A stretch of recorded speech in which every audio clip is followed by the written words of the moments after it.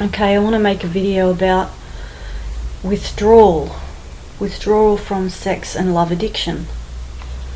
Now, sex and love addiction I have suffered from my whole life. It almost has taken my life, and I almost killed myself from it. I almost killed my ex-partners from it. But my last partner that I was with was a guy who I was completely obsessed with, addicted to in every way. Every time I was away from him, I would feel needy, that I needed to get back with him or hear his voice, or just hear that he wanted me, or just anything. It was absolutely ridiculous. But I had no power over it. It seems like a lot of people that I would tell about it would say, "Oh, just leave him," or "What's wrong with you?" No one understood except SLAA. I sound a bit weird because I've got a cold at the moment. But yeah, I got to the point where I had busted on alcohol again. I was sober 6 years. I've been in AA for 26 years, almost 27 years, and I've lived that life. So I've been sober in alcohol, and I busted. And not long after that, I was having so much trouble with this guy, and we were always breaking up, getting back together, and I'd get an obsession after a couple of months to ring him again, so I'd do that, and then or he'd do it. Either of us would do that. We were both desperate, and he was at the point when I first got with him, the first couple of years, he was completely addicted to me as much as I was to him, and he wouldn't leave my side. He was very controlling, very abusive. Within the first couple of months I was with him, we were just having sex all the time. It was very good, like it was perfect, beautiful. In my marriage before that, I was with a guy for 23 years, and we hardly had sex, and I hated it. I absolutely disgusted me, and I just hated it. But with this guy, I got with him 3 months after I split up with my husband. So I pretty much clinged on to this guy, and he clinged on to me. So what happened was that within the first 10 months, I think it was, he killed my parrot. I had been given a parrot that I wanted to look after because it had been saved from something or other. I can't remember what it was, but one day I rang him at work and I said, "Oh, where's the parrot?" And he says, "I killed it," with no feeling whatsoever in his voice. He said, "Oh, you said it was annoying, so I just killed it." And I never meant like it was annoying me the day before, because it was just squawking, and actually wasn't annoying me, but because of me and him were arguing, I just went outside and said, "Oh, shut up," to the parrot, and he kind of blamed me for it all, but he'd strangled it and put it in the bin. So that was a warning sign, a very big one. And then all the time he'd choke me and push me up against walls and just read all my stuff, my phone, my just internet, my books, diaries. Nothing was private with this man. He was 24 when I met him, and 29 when I finally don't have any more contact with him. But yeah, we struggled a lot. But anyway, when I was away from him, I had so much withdrawals that I come to a point where he got on steroids again, and because he was on steroids and pot all the time, and he was absolutely crazy. He was insane. Mood swings were tremendous, up and down, and angry and rageful, and just he wasn't a loud person, but just his energy was completely you could tell when he was off his head. He just would ignore you, or just it's kind of weird, because usually men would scream and that, but he wasn't like that. He just said really mean things, completely disgusting things, and put me down all the time, and just had pot all the time, and I found porn on his phone and on his computer, and I know he was up to no good all the time, and I felt that the whole time, but I was insane in this relationship. I was completely jealous to the point of ridiculous. I always felt that he was up to something with other women, and because even every time I was with him, he'd pervert other women, like, constantly. Like, he did it right in front of me. And so every time he did that, it just took another piece of me away, and I just felt even less than again. I felt like I was never good enough for this person. But it was a very deluded place that I've ever been in my life, and I never want to go back there. But I'll talk about the withdrawal. That's just some of the story.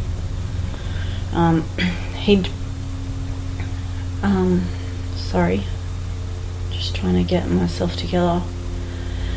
Okay, it came to the point where I had been cutting myself, and I was just mental. Like, I just was crying all the time, and my body was aching in so much pain, like, all the time.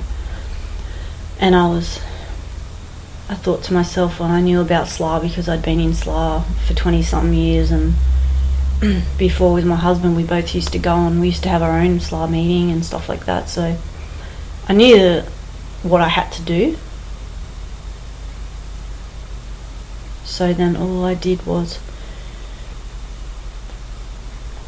I went to Sydney, and I went to a SLAA meeting, and in my mind I knew that I had to get help because I was going to die. My child was suffering, my son that came over all the time, he was crying and saying, "Mum, what are you doing?" And just, I saw the pain in him and the misery, and in myself. I'd always ignore it, but it was just so painful. I can't tell you how excruciatingly in mental state I was in, and my emotions were in the worst pain I've ever been in, ever, for so long with this guy. And I went to this meeting in the morning on a Saturday morning, SLAA meeting, and it was 10 o'clock. After the meeting I went and had coffee afterwards, which I never really did with AA or anything. I thought, I'm dying, I need help. Like, this is my last chance. I asked a woman to be my sponsor, and she said yes, and she was the best person for me.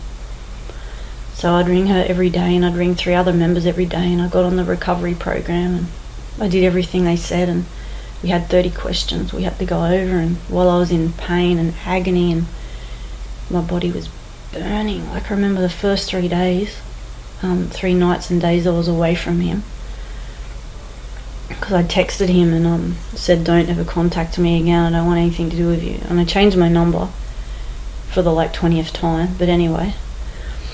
And I was serious, and I knew that I needed to get away from this guy because he was bringing up the worst in me, and my addiction was at its worst that I could ever think possible. It may get worse one day, but I'm telling you that this was at a peak I'm sure that maybe some people identify with.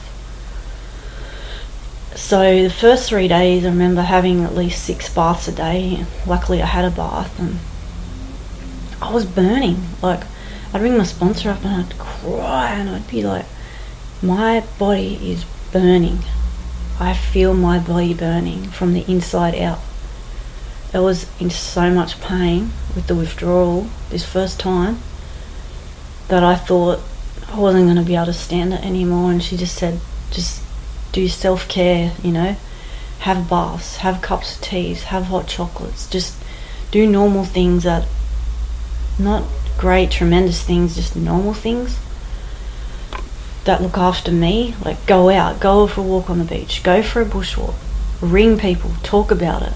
And I found that in ringing up and talking about it all the time, I found relief in that, because every time I'd build up the emotion of the pain, and all I can describe it as is emotional agony, like torture. And I'm not even kidding. Like, I was in this hell, that I call it. And after that first 3 days, and every day I did some of my questions and read all the readings I was meant to read, and we had a lot of readings in the SLAA stuff that we had to do, and AA stuff we had to read too, about recovery and the disease and everything like that. Learning about it was very important, learning about my own pattern. So then I kept doing that, and found a lot of relief in that. But I suffered so much, and I can tell you that now it was so worth it. I thank the Lord, I thank God, I thank whatever, like, for getting me out of that, for taking me to Sydney and doing the work. And I did go back to him here and there a few times and stuff, and I got 4 months up, and then I started doing my 4th step. And for some reason, when I got to him, it triggered me majorly. Like, it fully triggered me to the point where I'd rang him and just said, sorry, I've done all this to you and all that, because I'd hurt him a lot. You know, I did a lot of harm to him. I know that, because I've done my steps and I've seen what I've done wrong, and I own that. But blame, you know, it's not about blame, it's about recovery, and I want to recover, so I don't blame other people for my actions and my things that I've done, you know. And because doing that is, you're never going to recover if you do that. You have to look at yourself and what you've done. You've got to look at everything about yourself, and that's what these questions are about. And writing down the steps, writing down your defects. But anyway, when I went through the 4 months, I did quite a few meetings, and I did a lot of action, you know, for my recovery, with reading, meetings, journaling all the time, sometimes 3 times a day, sometimes more. Talking and journaling were the main things, and writing. They were the main things, and the most thing that I'm telling you that you need to do if you want to recover from this and get over these men or women is, you got to stay away from their house. You don't drive near them. The triggers are going to make you go back there, especially for the first few months. But really, you don't tempt fate, because, you know, this disease is way more powerful than us. You know, many times I tried on my own to get away from this guy, and I couldn't do it. I had to get help. And I knew that I couldn't do it on my own. And also, like change your number, move house. Don't hang around places where they go. Move towns if you can. Move away. That'll give you a better chance. And don't contact them. Facebook, web, letters, phone, anything, emails. Don't contact them. You know, stay away from everything that, you know, you got to withdraw from all your behaviours. You got to withdraw from all the activities that made up your SLAA behaviour. And when you first go to SLAA, you write a list, and you think about it for a while. What is my pattern? So for instance, my pattern was, the man I was with was abusive, and I was addicted to him, and it was nothing but a painful relationship, to say the least. So I knew that had to end. I knew it in my heart and my soul and everything. So that was number one on top. So I had to have nothing to do with him. The next one was prostitution, which I was into on and off still. I found that very hard to give up, but I'll do another video on that later. But porn, I didn't do that very often, but I did do it sometimes, so I put that on my list. Masturbation, I stopped that. Every now and then I'd slip up, but I don't do that anymore. Had to stop doing that. Had to stop fantasizing. I don't do that anymore. Pretty much never. Wearing clothes that are seductive, slutty, anything like that, you know what I'm talking about. Working out too much to look hot and good. Plastic surgery for me, I had to stop because I was getting injections in my lips, and that was part of my SLAA. Just trying to look like you wanted attention, because I always wanted attention.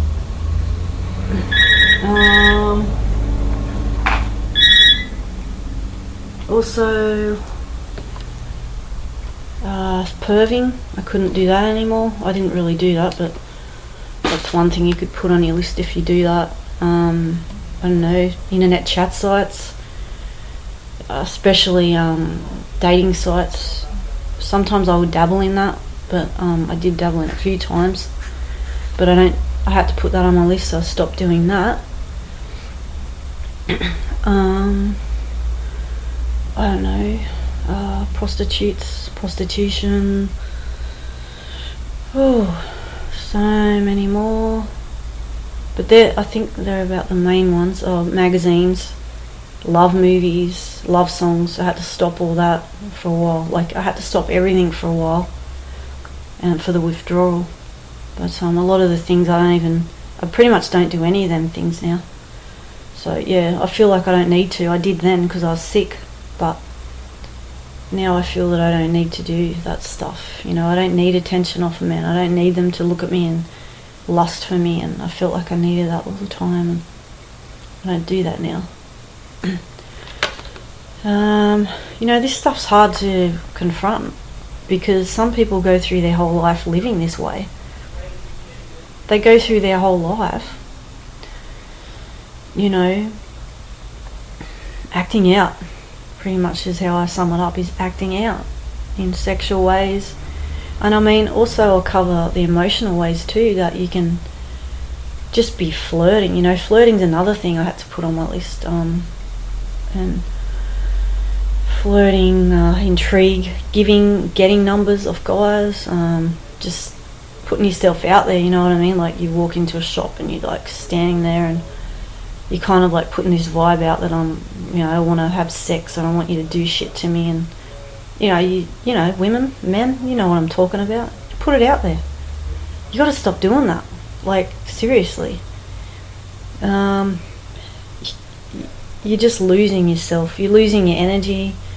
You're just throwing your energy away. Like, you're just not loving yourself at all. And I was abusive to myself. Like, I would always let him abuse me because I was pretty much abusing myself. I was addicted to the pain of the relationship too. I don't hear many people talk about that, but I had to put self-abuse on the list now because I realised I was actually abusing myself by getting friends with people that would abuse me. And friends too, like, not just the guy. Like, I was letting him abuse me because I kept going back to him. So it was me doing it to myself. Do you understand that? I was abusing myself, and I grew up as a child being abused by my parents, so I was used to that. And I was raped, gang raped several times, which messed me up. At the time I didn't think it did, but later on now, like 20 years later, it's really messed me up. So I had to go back and look at all this stuff, and it takes bravery, it takes courage. But I tell you what, when you do all the stuff you've got to do, you will recover. And when you've gone through the withdrawal, you won't feel that need to run back to them, and you won't feel the need to do all these other activities and that are SLAA. You'll just be happy with yourself. You'll start being artistic again. Meditation has been a really big part of my recovery, and that's another video. But meditation is so healing, and it just makes you in touch with yourself. And I'm talking about deep meditation. Like, you can go walking in the bush and on the beach and stuff like that, but I did that. But I had to get into deep meditation that you'll find on YouTube. There's lots of great videos. Kelly Howell and Lillian, I forget her last name, but yeah, there's lots of deep ones you can go into, and aligning your chakras and stuff like that. It sounds weird, but I'm telling you, I do that nearly every day, and it's absolutely, I feel like I'm in heaven. It's just gorgeous, and I feel so beautiful, and I no longer think badly of myself as much now. Like, I'm working on it, feeling better about myself. But it was all about how I looked before. Like, I'd always feel like I had to look a certain way, like a full slut, like porn star. And yeah, I don't have to be like that. I'm just being myself, and one day I will find somebody, or they will find me, but it's going to be a healthy person, but I've got to be healthy first. So I'm working on that.